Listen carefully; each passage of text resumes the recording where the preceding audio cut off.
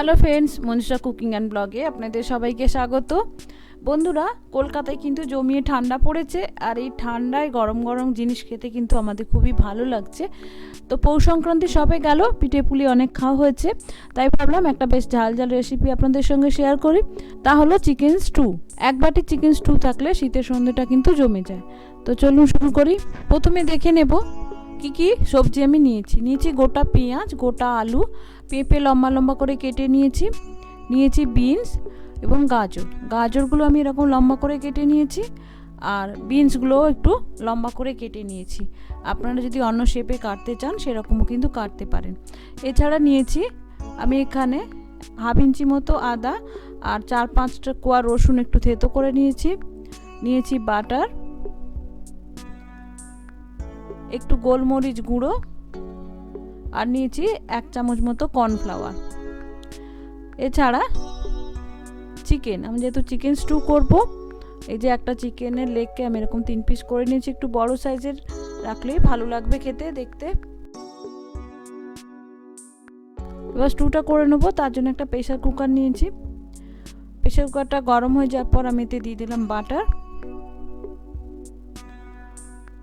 বাটারটা গলে যাওয়ার পর এতে দিয়ে দিচ্ছি যে আদা রসুন থেতো করাটা ছিল সেইটা।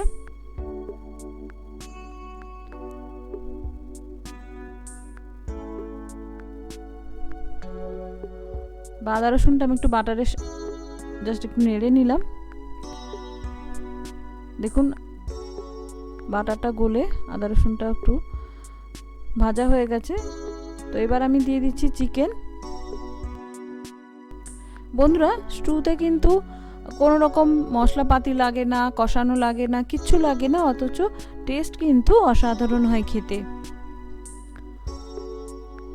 এবার আমি সবজিগুলো দিয়ে দিচ্ছি, একে একে সব সবজি দিয়ে দেব। এই চিকেন স্টুতে এত হেলদি ভেজিটেবল ব্যবহার করা হয়, কোনো তেল মশলা ব্যবহার করা হয় না। তো যারা ডায়েট করেন তাদের জন্য কিন্তু এটা একটা সম্পূর্ণ হেলদি ডিশ।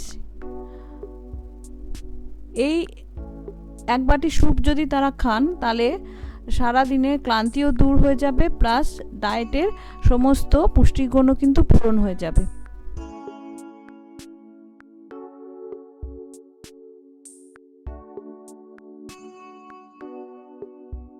আর খেতে তো এই অসাধারণ হয়। তো এবার দিয়ে দিলাম নুন, তারপরে দিয়ে দিলাম জল। চিকেন স্টুতে যেহেতু স্টুটা বেশি থাকে, জল একটু বেশি লাগে। এবার একটু সবজিগুলো নেড়ে দিয়ে আমি প্রেসার কুকারে ঢাকনাটা বন্ধ করে দেব।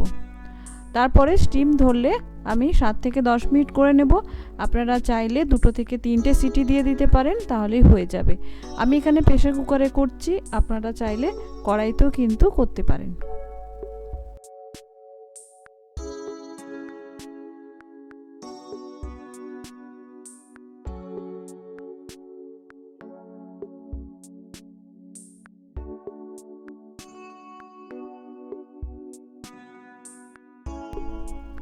দেখুন স্টিমটা নেমে যাওয়ার পর প্রেসার কুকারটা খুলেছি, দেখুন কি সুন্দর সবজিগুলো সেদ্ধ হয়ে গেছে, অথচ গলে কিন্তু যায়নি।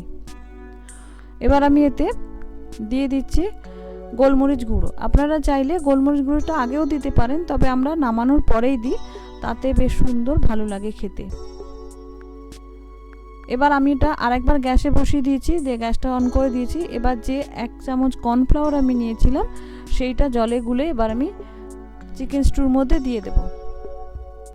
এটা দিলে কি হবে, চিকেনটা যে এত পাতলা ট্যালট্যাল করছে স্যুপটা, ততটা স্যুপ ট্যালট্যাল করবে না, বেশ একটু ঘন হবে, হালকা ভালো লাগবে খেতে। দেখুন একবার ফুটে গেছে, এবার এটা আমি নামিয়ে দেব। এর থেকে বেশি ফোটালে কিন্তু স্টু ঘন হয়ে যাবে। দেখুন রেডি আমার গরম গরম চিকেন স্টু। এই এক বাটি স্যুপ যদি রাতে থাকে, তাহলে কিন্তু অন্য কিছু খাওয়ার দরকারই হয় না। আমি ওপর থেকে একটুখানি গোলমরিচ আর একটু বাটার দিয়ে দিয়েছি। বন্ধুরা, এটা আমি তো বললাম এটা খুবই হেলদি ফুড, এই শীতে গরম গরম কিন্তু দারুণ জমে যাবে। তো ভালো লাগলে অবশ্যই বন্ধুদের মধ্যে শেয়ার করবেন, আমাকে কমেন্ট করে জানাবেন, আর অবশ্যই শীতে বাড়িতে একবার ট্রাই করবেন। ভালো থাকবেন, নমস্কার, ধন্যবাদ, দেখা হচ্ছে নেক্সট ভিডিওতে।